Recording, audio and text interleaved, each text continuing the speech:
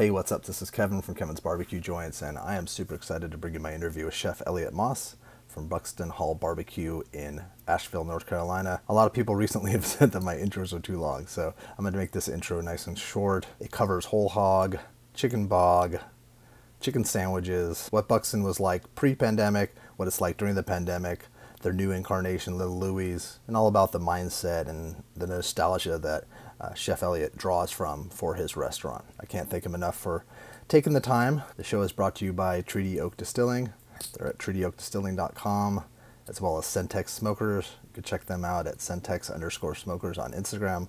Follow them, check out everything he's doing, give him a DM. But at the end, stay safe, enjoy this interview. Weird time, good time, weird time, just odd. Absolutely. Yeah, definitely. Thanks for having me on and wanted to chat.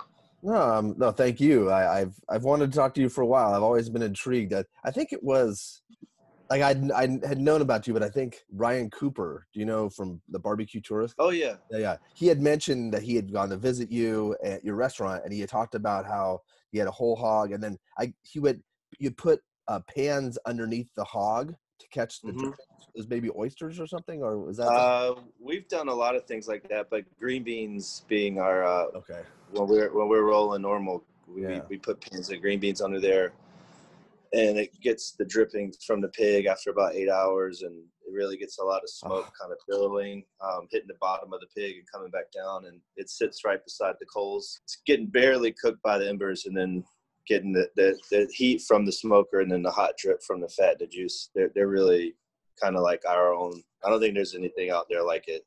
No, I can't imagine it. It just sounded so unique. And then he talked about the desserts, and I'm like, I have to get out to Asheville. And it's been I used to travel to High Point, twice Okay. for business. My dad, when he was alive, he sold furniture. He was like fourth generation, and so Hershey's, is that a place out there? uh, Hershey's Barbecue. yeah, Like that. yeah. It was definitely coming from Los Angeles. It felt like a different world. Like there's trees everywhere, and when you flew in, you saw these tracts of homes with no fencing, and it was just it just felt like coming to North Carolina always felt like a new world. And I'd sit at night and look at the paper and see that the house prices compared to Los Angeles. I'm like, what am I doing in Los? It made sense. And then Asheville, I think my dad, isn't there this is so off topic, but is there a McDonald's in Asheville that's really, really nice? Yeah. Before I moved to Asheville, I used to watch a lot of food TV, and there was like a top 10 fancy McDonald's. Oh, was it? Like the fanciest McDonald's in the world, and that one's on there. They have like a grand piano. Okay. Apparently back in the day, you used to have someone playing it, but I don't think anyone plays it anymore. But it's in a part of Asheville that's near the Biltmore House. That's where he used to stay every so often. Yeah, and the Biltmore House has like codes to how the neighborhood can look. So the McDonald's had to look fancy just by like the codes and all. So that's hilarious. That's too funny. One of our claim to fames. No, but at Buxton Hall, Little Louie, there's other things that are now, and it's funny because I ordered some ceramics from a place in Asheville. On the card it said Asheville, and I asked if the guy had gone to Buxton Hall. He's like, yeah, I've gone there. So I don't know. Cool. I'll text you the guy's name, and so maybe you know. He makes really amazing ceramics, and What's the name of his brand? Let me tell you, he's Akira Satake Ceramics. It's cool. Yeah, but it's rad stuff, and the mug got broken in the mail, so I was writing it back. Oh no. Yeah, and I'd waited and they're not cheap. I got addicted to a ceramics show on HBO Max. It's like a British ceramics making show. Oh, cool. And it's actually really, really cool. Like I don't watch a lot of those contest type shows, but this one, and they're all British, and so they say chuffed a lot. Like, oh, I'm so chuffed about. Like they use a lot of British terms, so it feels so different than big. Anyway, so off topic. But I'll tag you in some ceramics. I would love that. There's a lot of makers and stuff in town, and just people that I follow. Some cool weird stuff. Oh, cool. I'll show you some stuff. That's awesome. I would love that. I'm getting more and more into like forgers and makers, and there's like a glass blowing show I think that I got addicted to on Netflix at the very beginning of the pandemic. And there's one of the guys that I interviewed, Against the Grain. He's in Oregon. I haven't posted his interview, but he was a glass blower for like 5 years prior to going into the barbecue world. And now, now he has a Harper pit, and he cooks. And he's opening up a Oaxacan barbecue place too. Oh, awesome! Yeah. I'm sure it'll do pretty well there. Yeah, I think so. It's there's not a lot of Central Texas style like mix of like that in that area, and also Oaxacans are cool. And he said there was a Oaxacan restaurant that closed because of the pandemic, so he might bring some of the chefs over to cook with him. So. Oh, that's amazing. Yeah. It's a weird thing. So how are you doing mentally? I'm doing really good actually. I quit drinking in July. Wow. With the purpose of just trying to get my head right, and I feel really great despite all the stuff that's going on in the world. I'm pretty optimistic right now, and I'm normally a pretty pessimistic person just by nature. So the first 6 months of the pandemic was pretty hard, for sure, mentally, and I was drinking a lot, and I don't know if I'll quit drinking forever, but I'm definitely, I've told myself I was going to take a year off, and it's been 6 months, and I feel mentally pretty well, actually. A lot clearer head, huh? Yeah, absolutely. Yeah, it makes sense that would be something that would happen because of the pandemic, especially you probably having these visions of what Buxton Hall will become because of everything, right? Yeah, we had a pretty big year planned, just like everyone else. I'm sure I'm not the only one that is struggling with this, but we're making the best of it, and it's one of the hoops and hurdles. The restaurant business is a crazy one. It's not easy. No, it's not easy to begin with, right? And then let's before we get into, because I really want to get into what you guys offer, like how people can still support you, and then your new offering, your new restaurant. But also, so your grandfather used to cook, right? Both my grandfathers were pretty good cooks, and they both were pretty into cooking barbecue, just as hobbies and little side hustles. A lot of barbecue chicken. That's what I probably remember the most, like split out red sauce based butter, cooked for a few hours over charcoal. And then barbecue hogs would be a holiday thing. Christmas or Thanksgiving, we would cook a big hog for the families. Somebody was always cooking a hog throughout the year for a 40th birthday or July 4th, or we tried to make time to cook hogs when I was a little kid. That was a big memory and inspiration for me doing Buxton. On cinder block pits, or were they? No, my dad and my grandfather were welders. Mm-hmm. My dad's still around, still trying to weld. He's getting on up there in age and trying to retire, but he still has a shop in Florence, South Carolina, and his father started it, and his brother worked there as well. I worked there when I was a little kid, just building smokers just for fun and by request, and all the men in my family had smokers in their backyard, that were made by a Moss boy for sure. Were they hog pits, or were they offsets? Or yeah, they were like propane, like LP tanks. Okay. Kind of like the oval ones. Or either those were the ones that they cooked the pigs on, and they would split it, so it'd be kind of like a lid. Yeah. Shovel of coals underneath. Some of them were gas assisted, and then the barbecue chicken pits were oil drums cut with a little lid that opened up. Okay. And a grate, kind of like a more of a Texas style smoker, but the coals would be underneath. There's a tray that pulled out, kind of like where the firebox would be on a offset smoker. There was a tray. Oh, okay. You would fill that up with charcoal and slide it underneath the chickens. Did you have a burn barrel and stuff, and then transfer? Or? Yeah, that's something too with the burn barrel. The first before, which is weird. Like I didn't know a lot about burn barrels, and I'd heard the term before, but I think it was like we've referenced a lot of like movie stuff. Making a Murderer. It was a documentary on Netflix where it showed these. Yeah. Then they kept talking about this burn barrel where they found bones in the burn barrel. I know, right? Isn't that crazy? my wife was watching that show, and I thought the same thing. Yeah. And then I saw that when Sam Jones came to LA for like an LA barbecue festival thing, he had a burn barrel, and it was the first time I got to see one in person because that's not something that and when I lived in Texas, they didn't have burn barrels there. Yeah, the burn barrels were a thing even when barbecue wasn't happening. It's just that people would just kind of collect their yard trimmings and whatnot, and shove them in the barrel, and then when it got full, they would just light it. I remember standing around barrels just for warmth, conversation. It's a fire, contained fire. Anytime to start a fire is a good time.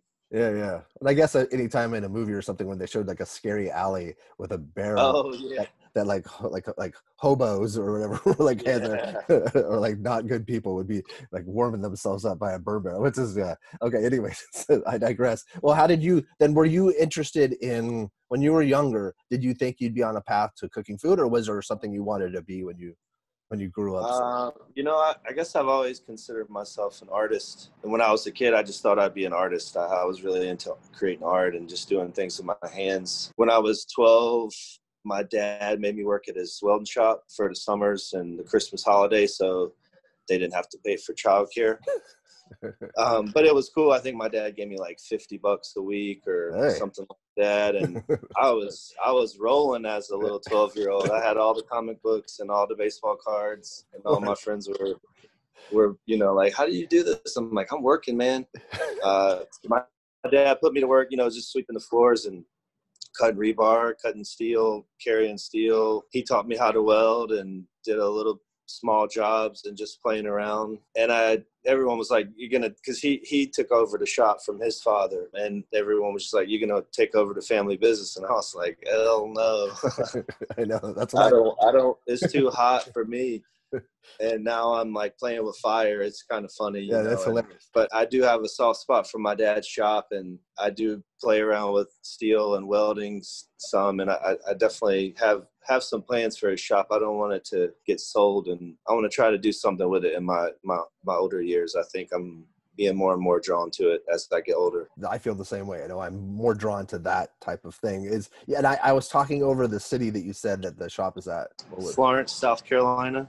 How far away is that from? It's kind of in the middle of Columbia and Myrtle Beach. It's about an hour and a half from both. Columbia being the capital of South Carolina, and Myrtle Beach being Myrtle Beach. It's not too far from Charleston. It's a good centrally located city in the South Carolina anyway. But yeah, I knew I didn't want to weld, and I don't know. I took a job at Chick-fil-A when I was 17, and I didn't know what I wanted to do for a living. I had no clue. I knew I didn't want to go to college. I was just like, I guess I'll just work. I don't know. And then cooking, I became pretty interested in right away. It was just kind of like doing something with my hands. The social part of it was kind of cool. A bunch of misfits, and even at Chick-fil-A, it was a weird mix of folks. I don't know. I did that for 8 years, and I guess like I still didn't know what I wanted to do for a living. I was like, I guess I'm just going to be cooking now. Watched a lot of Food Network when I was in my early 20s, and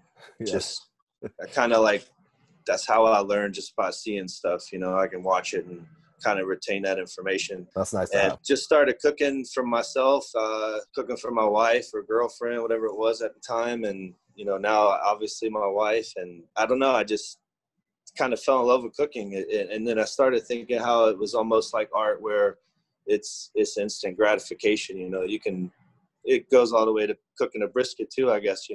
Spend all this time working on something, and you just want somebody to enjoy your work, and you can see instantly if somebody likes the food or not. They don't have to say anything. And seeing that as a chef across the dining room, like, yeah, they're into this food. So it just made me, I don't know, I just like cooking, fell in love with it. Did the chef thing for a long time. I got a James Beard nomination in 2013 at a restaurant called the Admiral here in Asheville. What was that like when you got that nomination? It was pretty wild, because I was working out a 3-month notice at the time, and it came out like 2 weeks before I was done working there. So interesting. It was kind of bittersweet for both parties, but I left the Admiral to open Buxton Hall. It was a different version of Buxton Hall. It was called Buxton Hill.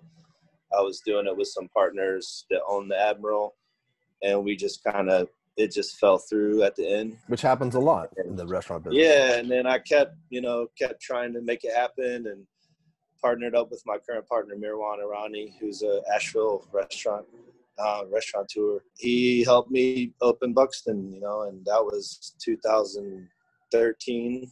It took us to 2015 to open. Wow. We just celebrated our 5th anniversary, which is, great. Yeah, it's huge, but yeah. And, hopefully we'll make it to the other side of all this and keep going. Explain what Buxton Hall was prior to the pandemic. And also, was it an old skating rink is what I remember reading? Yeah, I can show you a video out on my phone, kind of show you the dining room if you want to take a peek at it. I would love that, yeah. So I'm up in the mezzanine. This is where we have a little bar. And oh, that's cool. We do private events here. But that overlooks, can you see that? Yeah. That's the dining room down there, and the kitchen is back in the corner there. So on look at any given day, any given day, we would have been full on a Saturday night. Full capacity, 2-3 hour wait. We have a 180 seat restaurant here, and it's been empty since March. Underneath all of that, there's a basement where we do all our pastry, keep all of our wood, and more coolers. I have an office down there. This place is 9,400 square feet. And it was an old skating rink at one time? It was originally the Asheville Skating Club.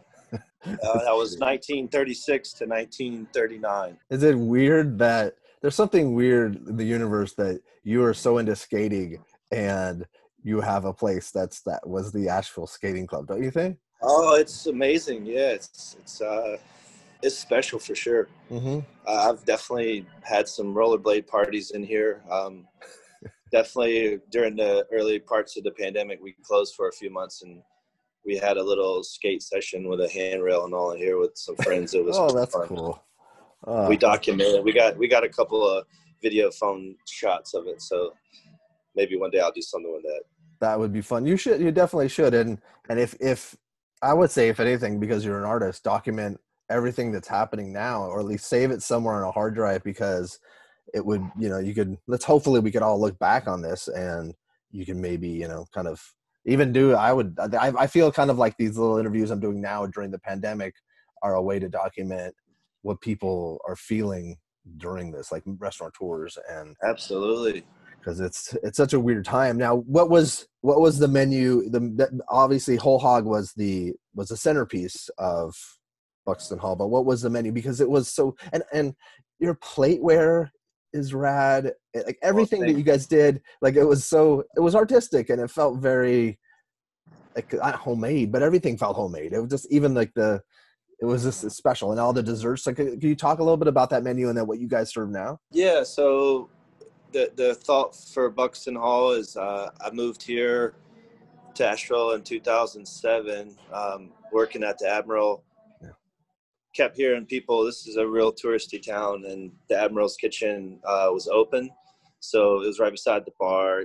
Hear all the conversations in the dining room, and I guess just subconsciously I heard, where should we go to eat barbecue, way too many times. And I was like, I should open a barbecue place. Like, it's like what I know. It's like I draw a lot of inspiration in my cooking from nostalgia, and that's one of my first memories of food is barbecue. So I just kind of knew instantly that I wanted to be whole hog. Another big part of us is where we source our meat. I was, chefing before cooking barbecue, and the longer I was in the cooking, I started to care more and more where my food came from and what I prepared. A lot of that being Asheville, actually, just people wanting to know where their meat's from, at the Admiral. Like, where does this steak come from? Where does pork chop come from? And you can't, have a bullshit story. Or, no. These people want to spend money on food, and they want to pay for a good quality product. And that just kind of rubbed off on me. And I made it a mission to only serve pasture-raised hogs at Buxton. That was, non-negotiable as part of who we are. And we've done that ever since day one. We work with the farm in Old Fort, in Lake Lure. It's kind of near Old Fort down the road, about an hour's drive, called Vandell Farms. Larry and Kathleen, they've been raising our pigs since I was working with them before Buxton opened, just doing, caterings and one-offs. But we have a partnership, and that's that's who you should talk to. Talk to the farmer about how they're doing. That's actually great. I've thought about. I have notes. That'd be a great interview to have Larry on. He's a character for sure. I'll reach out after. They're good people, but they raised our pigs, and they're struggling just like everybody else. Our business was consistent enough to where we knew how many pigs we're buying every week. Have 5 years of information to look back on, and now none of that even exists. So from having your foot on the pedal 100 miles an hour going into like 2020 to just like they had to figure out what to do with all the pigs they had for us. And now there's this weird game of I don't know how many pigs we're going to sell or how much business we're going to have, and we're going into the winter, and they have to raise these pigs months in advance to kind of meet. So we're all in this trying to figure this rocky boat out together. You don't think about that portion too. That's a huge facet of all of this mess. Yeah, the food chain and supply is a mess. I'm sure everybody's seeing it, even with the briskets in Texas. Like same story. What they do with all them cows? There was an interruption there at least for a minute. There was for a minute, and I remember getting on some Texas A&M calls. They were talking. The meat science people were talking about how I think they were having trouble butchering the cows too because they couldn't get the people. So there was a whole. I think it's semi-stabilized, but I should check into that too. That's, yeah. That's I feel for them. That's because how do you it's hard for you to kind of to figure out to map out 3 months ahead for right now. You don't even know what. It's hopefully fall will be back on track as long as you can, weather this bullshit. Yeah. So with you guys, it was, would you consider your menu a barbecue Southern menu? Yeah. Whole hog. Sorry. Back to that. That's okay. No. I get off track. So off track always. Whole hog cooked with wood, pasture raised, no exceptions, and base vinegar pepper. That's the style I grew up on in Eastern South Carolina. Eastern North Carolina and Eastern South Carolina, I have a map downstairs, and I explained this to some staff and all. It's like taking a paintbrush, and if you were to start in North Carolina and drag it down into South Carolina, it's all vinegar pepper. It kind of gets muddy around the edges, but where I'm from, we grew up on vinegar pepper barbecue. Okay. I thought we were close enough to that region, and I didn't know any other thing. So I was just like, it's going to be Eastern North Carolina barbecue and Western North Carolina. And the interesting part about Western North Carolina, you hear Eastern and Western barbecue probably more than any. And Western North Carolina barbecue is actually in the middle of the state. It doesn't go this far. True Western North Carolina, like we are in the mountains towards the edge, there's not really a big barbecue culture here. There never has been. There's been barbecue places around since, the 30s, but it never really took on and got their own style. It was just kind of a mix of different regions. And I just wanted to do my style here and had a relationship with the farmer. I could have got some commodity pigs from Eastern North Carolina cheaper, but I don't want to do that. So we're buying them from Larry and Kathleen. Those pigs are expensive. They're a lot more than what a commodity pig would pay. So the menu is kind of, my chef brain kicks over on that, where how can I use all of this and make money off of it? So barbecue hash is a big part of our menu. Oh yeah. And for most people don't know what barbecue hash is, it's fine. It's a super regional barbecue dish, and it's mainly only found in South Carolina, where I'm from. And almost every barbecue place in South Carolina, especially the old ones, had barbecue hash. It was just kind of like, that was their dish. None of them are the same. None of them have the same ingredients. I mean, it's like, it's a meat gravy. Typically eaten over rice. Some old timers eat it in their grits for breakfast. People put it on toast. Some people just pour it on top of their barbecue like it's a barbecue sauce. But it's something that I'm really passionate about, and that's another side of our story is the barbecue hash. And you can travel South Carolina. I've done a few tours and try to eat as much as I can. There's a few other places around the border of North Carolina and Georgia that have some hash, but it's typically only found in South Carolina. And there's a few people out there. Leroy and Lewis is making some barbecue hash. Figgy's Barbecues making some barbecue hash out in Texas. Bangers is making some barbecue hash. Oh, you're right. Yeah. Because they have a whole hog. Yeah. Brian Furman down in Georgia makes some banging hoghead barbecue hash. It's out there, and I'm an ambassador for it. If you're in the barbecue business, you should be making barbecue hash because it's a perfect place to use leftover or waste or byproduct, and there's a lot of byproduct in barbecue, both sides of it, in the pig and in the beef. So it's a long process. It takes us about a week. We take all the bones from the pigs and make the stock. And Andrew Zimmern actually came to Buxton, and we walked through this process on his show. Hunt down the barbecue hash. I'll look for it, yeah. And I'll look for it today. There's awesome. a good process of it. And we make the stock, strain the bones. When we're pulling the pigs, these pigs being pasture raised, there's a big fat cap on the back. And it renders out mostly, but there's still a good bit of fat that pulls up in the bottom, the back of the pigs. And we scrape all of that out, and running through all that fat is bits of protein, strands of meat, little pieces of meat that I paid money for. Yeah. My grandma taught me not to waste food. So we take that fat and kind of slow roast it in the oven and kind of comb feed the fat down. And we call them hash bits or leftover. And it's this layer of golden, like just meat. It's like carnitas almost. The texture, it gets a little crunchy. We save all the lard.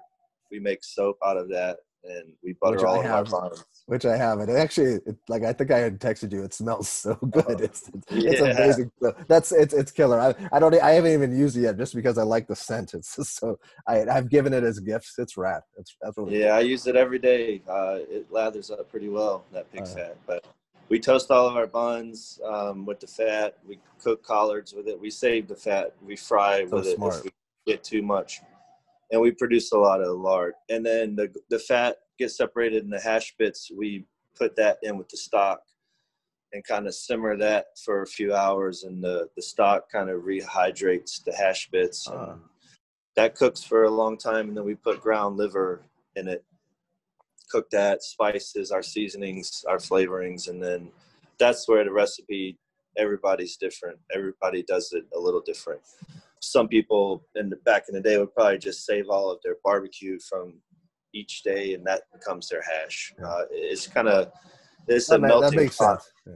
Whatever you want to throw in it, and it's served over rice, and it's so good. It's just such a delicious, hearty, soulful dish. So that's like the other half of our menu. That's where we laid the foundation on, and I wanted to have what I guess at the time I was calling grandma influenced sides, just stuff that I ate as a kid, collards and black-eyed peas and yams. And a lot of the barbecue restaurants in South Carolina are buffets. Yeah. A lot of them are buffets. So you would go there and have your barbecue fried chicken and then just this huge line of vegetables. And I remember that as a kid, and seems like a lot of restaurants or barbecue joints, at least around where growing up for me, that didn't do that were just kind of like baked beans and potato salad. And yeah, exactly. The sides were always kind of the afterthought to it. Mm-hmm. And there's a place for that in barbecue. I love sometimes not even eating the sides. I just want the meat. But for Buxton, being where we are in Asheville, I wanted to definitely bring some good sides and vegetables to the meat, where we could have a nice plate of food and it be comforting and soulful and just make you feel good. And those sides give and take during the time of the year and what's going on, they change, seasonally. We do have some staples. I'm telling you, the green beans, collards. We try and do mashed potatoes and gravy that we use to stock from the hogs for the gravy. And I'm doing some roasted carrots right now. We have a dish called chicken bog. That's what I want. I wanted to get chicken bog. Is like I have a little list I'm looking at on the left. And chicken bog, I've texted people like, do you know what chicken bog is? Yeah, I got heard the term. chicken box shirt on right now. And that was why I wanted to order that. And I'm like, I would need to ask him what the heck that is. Yeah, so that's a kind of a lengthy story, I guess. But going back to my grandfather, I hung out with him on Saturdays. My other grandfather was in the petroleum, like lubricant, selling grease, the machine shop business, selling some oil, things like that. And I used to hang out with him on Saturdays, and he would make his rounds, and there was always a pot of chicken bog cooking on Saturdays. It was just like a tradition. I was real young, probably like 5, 6 years old, 7. He died when I was in 6th grade. But I remember chicken bog being out every Saturday. And then my mom kind of took over that tradition after he passed away. And not until I got older, I was like so sick of rice when I left my hometown. But now it's all I think about. My mom cooked a lot of rice, and we ate a lot of rice as a kid. And I just started craving chicken bog, and I started making it throughout the years. And I knew we were going to do barbecue chicken, knew we'd have some leftover chicken. What could I do with the leftover chicken? So the bones, we make a stock. We save all the wing tips and the backs from our whole chickens and roast those and make a stock. Any leftover smoked chicken, we pull it. The bones go in the stock. And then we repurpose the meat. Most of that goes into chicken bog. So it's chicken stock, white rice, a heavy amount of black pepper. We put kielbasa sausage in it that our farmers make for us out of the whole hogs. We smoke that, slice it, and then the smoked pulled chicken, and we just cook it in a pot, this cast iron pot we have, and then we stir in frozen baby peas at the end. That's not a traditional dish with the peas in it. That's something I do, really. Yeah. But my mom always served it with peas on the side, so that's where my nostalgia comes in. Like, I eat it with peas. I want you to eat it with peas. I love and that. then we splash it with a little bit of Texas Pete hot sauce. And we haven't had chickens every day during this pandemic, so chicken bog has been kind of MIA for most of the pandemic. We just started bringing it back with doing the Little Louie's, because we're doing some chicken for that. But it's a dish when we're full on Buxton, I eat just about every day. It's my breakfast, fresh out the pot. There's not much better, in my opinion. It sounds so. And a little spoon of the hash on top of that is perfect. Yes, that's the best, like, protein energy boost. If you're on the line, when we first opened, we were just getting crushed, and it was long hours, and little scoop of chicken bog and hash, and you're ready to go. I want things to like fast forward to this is over and I can come, and I would like to stay in Asheville for 2 weeks and just eat your entire menu. Well, come on over. I will. No, I promise you I will. No, I will for sure. We'll be back to some kind of normal sooner than later. For sure, yeah. I have faith. This is a weird thing. But it's so now with your menu, let's talk about Little Louie's, but what are you guys selling right now? And also, my brain's crazy. The dessert portion, was that always something that you wanted to have a bakery component to your business? Okay. I wanted a pastry chef and a pastry department. I knew that we could sell the desserts and the bread, and I just took that gamble. You know, there's not too many barbecue restaurants that I know of to have a full-on pastry team, and we've been able to have a pastry team. I have 2 employees now. Both of them were with me before. Evie is my pastry chef, and Cece is her assistant, and to be able to employ 2 people in the pastry world is great for me right now. So great. I wish we could do more, and hopefully we'll be back. But before this, I think we had 4 or 5 ladies down there helping us out. So a lot of bread, a lot of desserts. Ashley Capps was my original pastry chef. We were friends before we opened, and we just had a lot of conversations. She came on board and really knocked it out of the park. She left about a little over a year ago, to do her own thing, and left us with a great crew to carry on and a lot of recipes. And that's a big part of what we do is our desserts. And is that something you guys can still sell? Like, is that still a part of the business? Okay. Oh yeah, we've actually been selling a lot of. We started putting our desserts in little half-pint containers, just doing kind of fun little deli cups, and they're right up next to the window.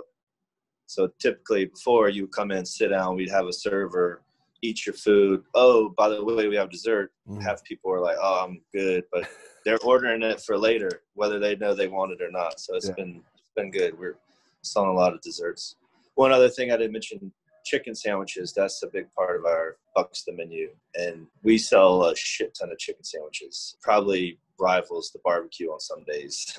Chicken sandwich, like a fried chicken sandwich, or is it a fried chicken sandwich? Yeah, it's got pimento cheese and American cheese on it. Oh, I think I've seen that. Oh, that looks ridiculous. Yes. Yeah, it's a pretty good sandwich. Bon Appetit named it 2016 best chicken sandwich in the country, and when they said that, it just kind of like, and it never never stopped. And it's got a pretty good following, and I knew I needed something on the menu to be like a heavy hitter that wasn't barbecue, because we can only smoke so many pigs at a time.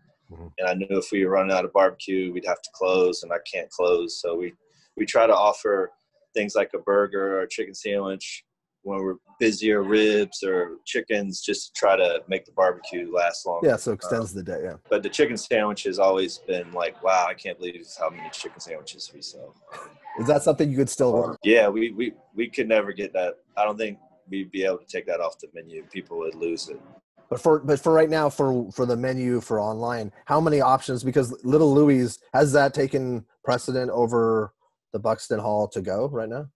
No, we're just doing that to, you know, kind of give it a little fresh perspective, keep me mentally busy, and the staff, give them something else to do. January, February is going to be real slow for us, and we all knew that. And I dreamt up Little Louie's just to give us something to do during the winter, trying to get some of the locals back into the restaurant, where typically we're pretty heavy on the tourists. They're just not going to be here this winter. And I've got a Texas smoker.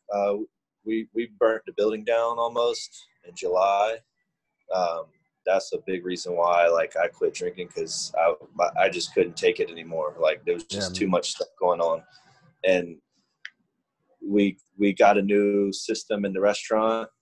We got it all passed by the city, went through so many inspections, that's why we closed, so we could do this new addition to the smokers. And it caught the roof on fire the first night, and fire department came. Luckily, we called it pretty quick, and we had a big old hole about the size of a van in the roof for a while, and having to smoke some barbecue outside, and it's just not been ideal, and just trying to figure it all out. That's kind of the reason why Little Louie's is on there. I've been using the Texas style smoker a lot that I have, me and my dad built, and trying to get my brisket game a little better. And we're smoking all of our sausage. We're doing a lot of chicken wings right now, turkey breast, but we're doing the briskets just for Little Louie's. And we're smoking whole chickens for barbecue chicken pizza and different things like chicken bok. And we do a chicken Philly with the smoked chicken also.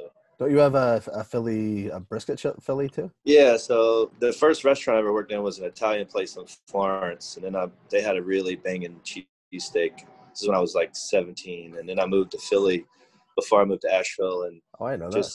Yeah, I eat a lot of cheesesteaks, and they've always been kind of like a guilty pleasure of mine.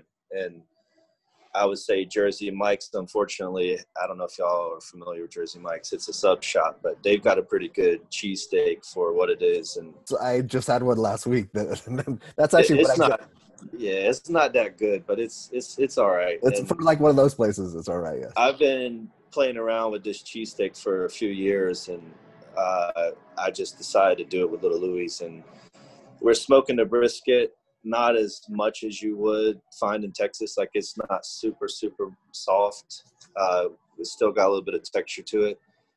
And we chill it, slice it on the meat slicer real thin, and cook that with some caramelized onions. And we make a Cat-Bit extra sharp cheddar whiz. And I save all the juice from the brisket and some steak sauce and mix that in with some Duke's mayonnaise, and that's a slather on the bun with some banana peppers. And it's a really good sandwich. You know, one of the blessings of COVID is, you know, it's made me think a little outside the box, and I would have never done something like this on my own, just naturally. I've been trying to hustle a fried chicken sandwich place for maybe my next thing, but I'm like, man, maybe I should open something like this somewhere else, you know, after the pandemic, because it's a really good sandwich and the system's pretty good. We don't trim the brisket down as much as I've seen in Texas, trying to use all of it. And the way we're doing it, frying it up with onions and cheese. Oh, we get a better yield, I think, out of it, which is nice. Yeah, and we're using the brisket fat, grinding it up and making some meatballs with some breadcrumbs. And it's just like I said, I cooked from a place of nostalgia, and I worked at a place called Stefano's, and they did similar food. Living in Philly, there was always a pizza shop that had like a barbecue chicken pizza or some weird pizza and a bunch of weird sandwiches and chicken parms and cheese steaks. That was just like the meatballs and yeah. So that's kind of like my nod to my time living in Philly and just my past and loving cheesesteaks, and it's just keeping me busy. And so I don't know how Little long Louis exists within Buxton. Yeah, we do to-go food. It's kind of like a ghost kitchen, I'd say. I was gonna say it's like a ghost kitchen, but like a good one. We have an exit door that's right beside our main entrance to Buxton. So when we're doing Buxton and Little Louis, we just open that door and have like a different storefront for it. We did a little design down there and have a sign up and have a different website, and you can come up and get your Louis food or you can get your Buxton food. But it's coming out of the same kitchen, same service staff, all is just kind of sharing it just to bring in some business. Yeah.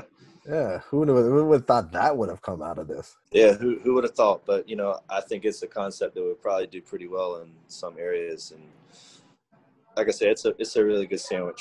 I'm proud of it. That's super interesting. And so those are both, can you can order online, just order online and come over to contact list and then come by and. Yeah, you can walk right up and order it too, or we have the little scanner things for the menu that'll let you order online. There's a few ways we can do it. And we have a delivery service in town called Kickback. There's another local guy. We don't use it for Uber Eats. The local delivery services, you can get Little Louis delivered to your house too. And we do a lot of smoked chicken wings as well for that. And it's really trying to get that football crowd this winter. We sold a lot of wings this past weekend, and it's helping out. Yeah, and you've got another big event, the Super Bowl, so hopefully you can get push out a bunch of stuff for that. Asheville right now, it is a tourist town, right? Is it mostly Absolutely, okay. Yeah. It's a real pretty place in the mountains. There's a lot of like outdoor nature stuff, hiking, biking, waterfalls, skiing, bike riding. I mean, there's tons of stuff to do outside here, and the Biltmore House draws a lot of people in, and the food scene. We have a really big brewery scene here as well. So there's just a lot of people coming here. It's pretty close to Atlanta. It's pretty close to Greenville, South Carolina, pretty close to Charlotte. So we get a lot of like pretty touristy. I think there's about 100,000 people that live here, maybe give or take. I read or heard somewhere that maybe a year or two ago, Western North Carolina got more tourism than Paris, France. Wow. So yeah, it's pretty wild. That is wild. And you made me think, because I'm moving out of Los Angeles, and I've thought of like Texas, Nashville. I thought of Charleston, like that, kind of close to that area. Now I'm like North Carolina. But you sold Asheville. I'm like, maybe Asheville might be a place to. Yeah, I mean it's a cool town. It's getting really expensive, especially with the pandemic. A lot of people are moving from California, New York, wherever they're coming from, and either buying houses just to temporary live in or just investments. It was already expensive before the pandemic, but it's definitely not any cheaper now. I think there's one, Grove Arcade is a pretty old hotel here, and I also heard that the neighborhood over there, that's like one of the most expensive neighborhoods in the country, like for buying houses. Like really, yeah, it's really expensive. But it sucks for food service because we have a lot of folks that don't get really, taken care of. It's not a high-paying job, and there's nowhere to live. Mm-hmm. It's getting harder and harder, especially now. It's kind of scary. I don't own a home I rent, and my rent is through the roof. I'm thinking like, how long can I actually live in Asheville? I used to open up cheese shops for Murray's Cheese for Kroger. Yeah. And the Krogers out here are Ralph's, and there was a Ralph's in Malibu, and they had we installed a Murray's Cheese there. And I kept thinking of the employees at this Ralph's. None of them can live in Malibu. And they can't live on the ocean. So they were all commuting an hour away to work at a very low paying grocery job. And yeah, it's similar. Yeah. Similar here. It's crazy. It's wild. People don't think about that too. you might have to live? Like, is there a town a half an hour away or 20 minutes away? Yeah, Asheville, there's a lot of little towns scattered throughout the area. Waynesville, Weaverville. It's a lot of 20, 30-minute towns in any direction. Gotcha. Okay. But they're real teeny, real small, and kind of windy roads to get to. Yeah, probably. Yeah, I can imagine that, especially being a mountainous area. Yeah, Asheville's kind of in like a valley of this mountain region. Oh, it is? Okay. I said, I don't know why I've never visited. I need to visit so badly. Oh, you need to, for sure. Definitely. I wanted to go over all the different ways that people can get a hold of you. You have all of your merch is online, especially what you're wearing. And I was wearing yesterday, I had your, the whitish off-white shirt. Oh, with the rose on it? Yeah, super comfy. Like, so everything's good quality. You really source good stuff, right? Is that well? My wife takes care of all the merchandising, and that's her big role is putting this on the sleeve and picking out the shirt and she does a good ordering job. them. She does all the mail ordering too, so she's the one that sent you that stuff. So cool. Jennifer Moss. Okay, cool. She's a big help around here. She just don't know. And I see sometimes she takes photos of you too. I see that you credit her. Yeah, absolutely. Got to show the love whenever I can. You do. She don't like her picture. She don't like her picture taken too much, so have to get her to take mine. Nice. Well, that's cool. Well, what are all the different ways to get a hold of you? The website's buxtonhallbarbecue.com, right? Yep. Elliott Moss, 2 L's, 2 T's, MOSS at Gmail, and the same Elliott Moss at Instagram is my Instagram account. So. And then Little Louie's, there's a Little Louie's AVL.com, I believe it is. You can find Little Louie's on my Instagram page. We have an Instagram page with all that account information. I'll put links to all that in the show notes, and then I'll do like a companion blog piece too. And also, if you want to make yourself hungry for when you want to visit, if you go through the Buxton Hall Instagram or the Facebook, I guess too, but go down and see what you guys were serving prior to the pandemic. That it's amazing, and a lot of the stuff you still do sell, right? Like a lot of you can't. Yeah, we still do the barbecue, the hash, chicken sandwiches. We do a lot of sausage, chicken wings. Little Louie's is its own little thing, but we occasionally do some ribs. And springtime's coming around. I'm getting a Texas style smoker installed in the restaurant here, hopefully in like a week or so. My buddy Drew's making it for us, and we've been cooking everything outside, and we're going to be cooking it inside now on this smoker, and I'm pretty excited. It's going to make it a lot easier, and we'll have it fired up a whole lot more and be doing some ribs and chickens. So it's going to be things will continue to evolve, right? Yeah, got to evolve. Got to. What can people do to help you? Just buy food and merch and different support you. What are the different ways that people can do to support you to make sure that you're around? Come and see us when it's safe to travel again. Yeah. Come and see us whenever you can come meet us, eat at the restaurant again. Don't come get to-go food. Wait until we open the doors back up and come and make a trip and come on down to Asheville. Show you a good time. Definitely. And if people are in Asheville, then they can get food at all times. Like, what are the hours? Right now we're 11:30 until 8:30. Okay. Well, Little Louis is 11 till 6. Okay. There's a cookbook online you can order. Merch is always fun to wear. We do have some soaps and stickers and hats and the cookbook gift cards if you want to buy for a future time. Gift cards are cool. Just come and see us sometime when we reopen. Be awesome.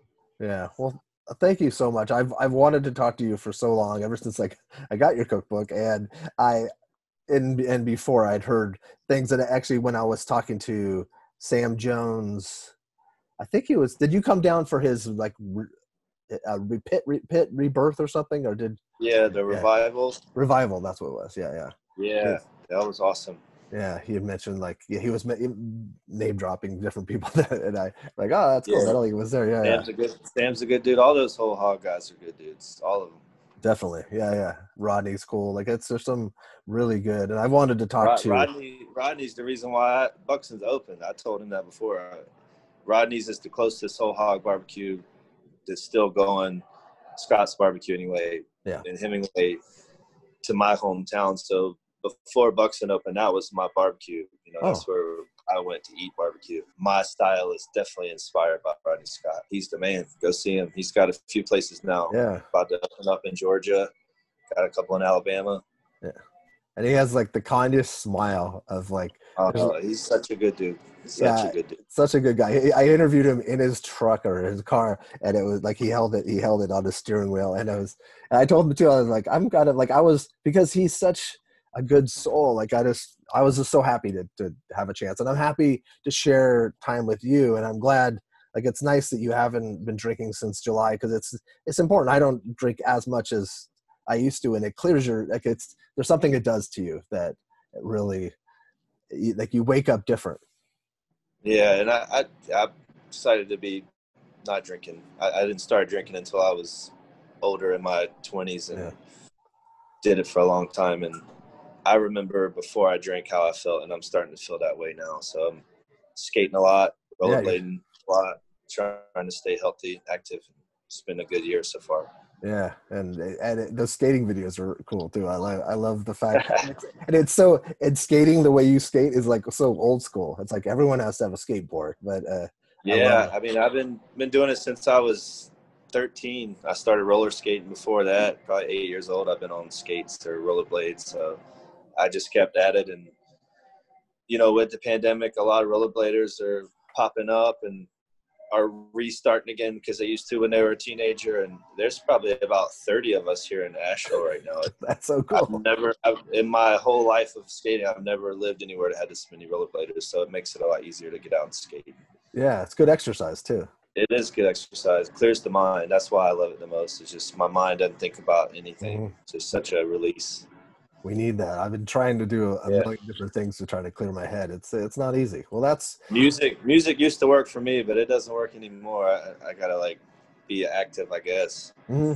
Well, I pop in. I have AirPods now, and I put them in. I walk the halls of my complex, like all around, but I put music on, and a lot of times I've used like different inspirations from you. If you pop on a different, like on your Instagram story, I'll listen to. It's things that I'm not used to listen to. You have a very eclectic taste in music as well. Yeah, I've been into music. I used to have a record label when I was in my early 20s and put out some weird shit. And I've been collecting records since I was a little kid and have most of them still. And I love music, all kinds.